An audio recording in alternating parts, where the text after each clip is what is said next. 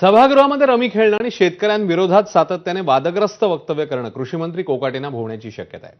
सूत्रांच्या माहितीनुसार कोकाटेंकडचं कृषी खातं काढून घेण्याचा विचार सुरू असल्याचं समजतंय। सूत्रांच्या माहितीनुसार कोकाटेंची मंत्रिमंडळातनं हकालपट्टी होणार नाही, पण त्यांच्या कृषी खात्यावर मात्र कुऱ्हाड पडू शकते। उपमुख्यमंत्री अजित पवार आणि राष्ट्रवादी प्रदेशाध्यक्ष सुनील तटकरे याबाबत निर्णय घेण्याच्या विचारात आहेत अशी माहिती आहे। दरम्यान कालच्या पत्रकार परिषदेनंतर कोकाटे आज अजित पवारांची भेट घेणार होते, पण अजित पवार आज पुण्यातच थांबणार असल्यानं ही भेट झालेली नाही।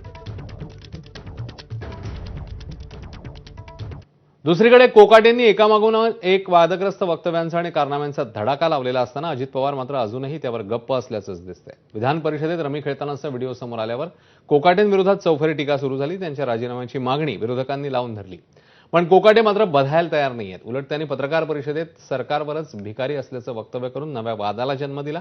कोकाटेंच्या या कारनाम्यानंतर मुख्यमंत्री फडणवीसांनी तीव्र नाराजी व्यक्त केली।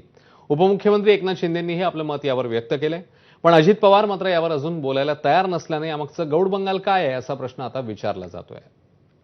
विधान भवनामध्ये ज्यावेळेस चर्चा चालते त्यावेळेस आपलं कामकाज नसलं तरीही आपण त्या ठिकाणी सिरियसली बसणं गरजेचं आहे।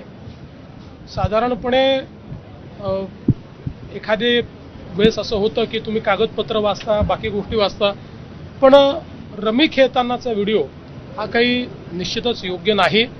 जे काही प्रकार सुरू आहे त्या बाबतीमध्ये त्यांनी देखील स्पष्टीकरण दिलेलं आहे आणि त्या बाबतीमध्ये योग्य ते सगळं जे काय त्याची पडताळणी होईल। दूध का दूध पाणी का पाणी होईल तर मला वाटतं ते मंत्री महोदयांनी बोलू नये, बोलले असतील तर बोलू नये। धन्यवाद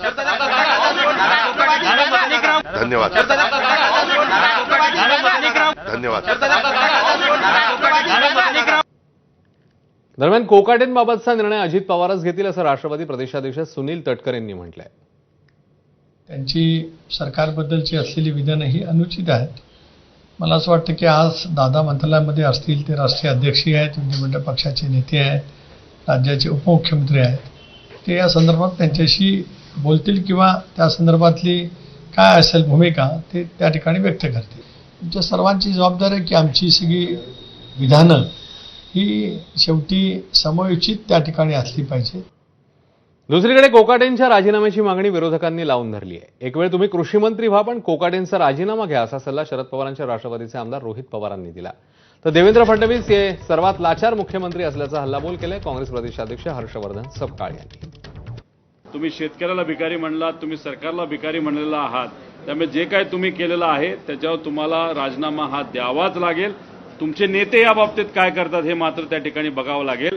पण दादांना मला विनंती करायची, एकतर यांचं खातं बदला, तिथं दुसऱ्या चांगल्या व्यक्तीला तिथं तुम्ही द्या, नाहीतर तुम्हीच स्वतः कृषी विभागाची तिथं जबाबदारी घ्या अशी विनंती अजितदादांना तिथं करतो। आता मंत्र्यांनी काय केल्यानंतर मग त्याचं फक्त खातं बदलायचं हा नवीन पॉइंट मला वाटतं आता या ठिकाणी आलेला आहे। महाविकास आघाडीच्या काळामध्ये, काँग्रेसच्या कालावधीमध्ये ज्या ज्या मंत्र्यांवर त्या ठिकाणी ठपका ठेवण्यात आला त्यांनी राजीनामा दिला।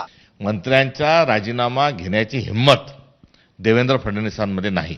एक वास्तविकता ही देवेंद्र फडणवीसांच्या वाट्यावर आलेली आहे, ती काहीही करू शकत नाही, कोणाला मंत्रिमंडळातून काढू शकत नाही, कोणावर कोणत्याच स्वरूपाची ऍक्शन करू शकत नाही, कारण ते अत्यंत महाराष्ट्राच्या इतिहासातले लाचार असे मुख्यमंत्री आहेत।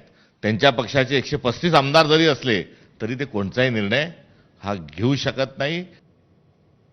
दरम्यान मंत्री माणिकराव कोकाटे प्रकरणी विधिमंडळ ऍक्शन मोडवर आलंय। विधिमंडळातल्या अधिकाऱ्यांनी आता सभागृहाची रेकी केली आहे। माणिकराव कोकाटेंचा व्हिडिओ नेमका कोणी कॅमेरामध्ये कैद केला या संदर्भात रेकी करण्यात येते आणि हाच तो व्हिडिओ आहे जो व्हायरल झालेला आणि त्याच्यानंतर नवा वाद निर्माण झाला आणि या सगळ्या पार्श्वभूमीवर विधिमंडळातल्या अधिकाऱ्यांनी आता पावलं टाकायला सुरुवात केली।